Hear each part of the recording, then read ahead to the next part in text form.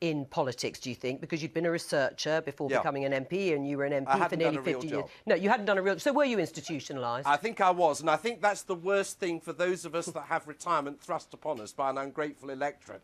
I was there for 18 years.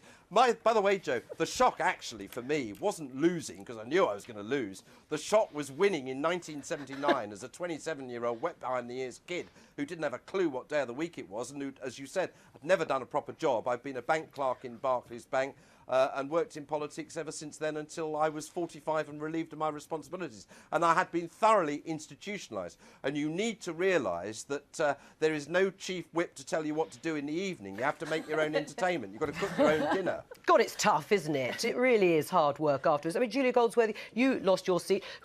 Does any of that resonate with you? I mean, here you are trying again, but does any of that resonate with you? Some of it does. I mean, in marginal seats, so I won my seat from third place in 2005, so nobody was expecting to win first time around, and I lost by a very narrow margin in 2010 by 66 votes. And you know, I think I knew it was going to be close, so there's no time to think about alternative options. You're just thinking about getting to election day. And of course, it's not just the MP; it's the whole team. You know, hundreds of people who've given up a huge amount of time to support you. So I think it is kind of difficult for the whole local party organisation. But it didn't put you off, because here you are again. No, but the things that motivate me in politics are still there, you know, and my job as a candidate is still to try and achieve those things. What advice, Michael Brown, would you have for our guests here, perhaps Julia aside, since she's had some experience of this already, if they don't win? Well, I think that if the candidate for Wealden doesn't win, the Conservative Party's in real trouble. And if she and I think she should have the good fortune to be able to choose the time of her retirement, unlike me. That's very subtly put there, Michael. For those that think they might have a chance and do make it, always look at the person you've just defeated and say to yourself, one day that's going to happen to me. Any of you put off hearing any of this? Nuz? No, I just want to say I'm not taking any vote for granted. Of course you have. You've got to say that. Well, hang on, you fought and lost. Is that true in 2010? I fought in Birmingham Ladywood. It was a tough Labour stronghold. And I think it's important that one of the things that was mentioned is that people have a career before they enter politics. And I used to work for two charities, Age UK and Breakthrough Breast Cancer. So you did have life before? I did have life, but not only life. I know what it's like on the outside, knocking on the door of Westminster, trying to change policy, secure funding for healthcare, which is why it's important that we have people with a career outside of politics come into politics so they know how to champion the most vulnerable in our community. But what did it feel like watching new MPs establishing themselves in Westminster in 2010? How did it make you feel? More determined to win a seat in future, or deflated? I mean, it was great to see so many of the MPs that I worked with and I support. Mary McLeod is the one that comes to mind, and she was selected at the last election, and it was great to see what they were able to achieve. But, you know, we've got another election to win in 50 days' time.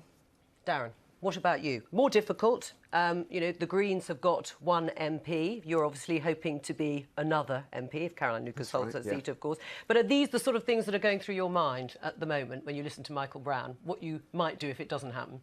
Not at all. It's more about what might happen if it does happen. So, you know, it is Bristol West is our #2 target seat. We've got a great chance. And, I mean, I'm very new into politics. A year ago, I was helping Bristol win the European Green Capital Award, and then found myself going into politics almost a week later.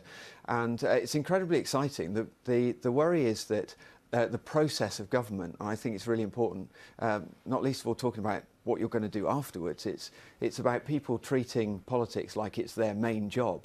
And I think that's certainly something that I'm thinking about. Right. Would be your main job if you win, won't it, Sarah? Absolutely. I mean, my career as a barrister, I think in some ways is something that I would hope to carry on with if I'm not successful, but it's a very close race in Finchley, and it's the area I grew up in. So it's a community that I'm dedicated to anyway, so the sorts of things we're doing in our grassroots campaigning is stuff that I would, you know, maintain an interest in and work for my community regardless of whether I'm elected or not. What about Michael Brown? I mean, even if you expected to lose your seat, as you did and many other Conservatives, it must take time to adapt to life outside, if you see what I mean. Yeah, it took me a year. It wasn't helped either by the fact that on the day that I lost, along with about 160 other Tory colleagues, including people like Michael Portillo. One newspaper did a list of the most unemployable ex-Tory MPs. I think I was bottom, and they said he wouldn't be even capable of selling the big issue outside Sainsbury's. That is true. That's not easy. That requires skill. But on the other hand, that was the spur, because everybody thought, well, Michael Brown, he'll never pick himself up off the floor. But having found my 11 plus 40 or 50 years ago, I am very good at picking myself up off the floor. And I think MPs need to use all that resilience that they've gained in the House of Commons from being insulted by their voters and just put it to good use if they become an ex-MP. You're really selling it here. You are living proof, though, that it is possible. I mean, Sarah, you said you're a barrister. What about the issue of second jobs and being able to carry on, let's say, your professional job? That's difficult for someone like you. Wouldn't you want to carry that on if you become an MP, keep your hand in? I mean, I think Ed Miliband has taken a really good stance on this, which is that MPs shouldn't have second jobs. Because I think today, being a constituency MP is a full-time job, and that's the expectation that the people who put their trust in you have of you, and certainly that's my intention. If I'm elected on the 7th of May, I'm going to be a full-time MP for Finchley and Golders Green. That said, I think it's relevant and beneficial that I've had a career outside of politics and the experience and expertise that I would bring to the role. Do you agree with that? Or shouldn't people who have professional expertise keep that expertise and be allowed to carry it on? I think it's much more than that. I think what we're seeing is a symptom of the fact that people have partly seen this as a way of building a career outside of politics, that it's a way, there's a lot of money floating around the system, and money buys you a way into politics in a way that it shouldn't be true. And I absolutely agree that this should be a primary focus on the day job. It is incredibly useful for me to have had a career. I was in the Air Force, I was in the civil service. What's that brought to politics for you?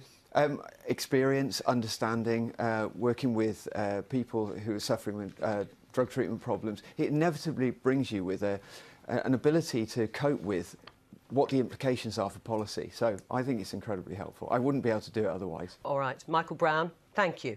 Good to see you again.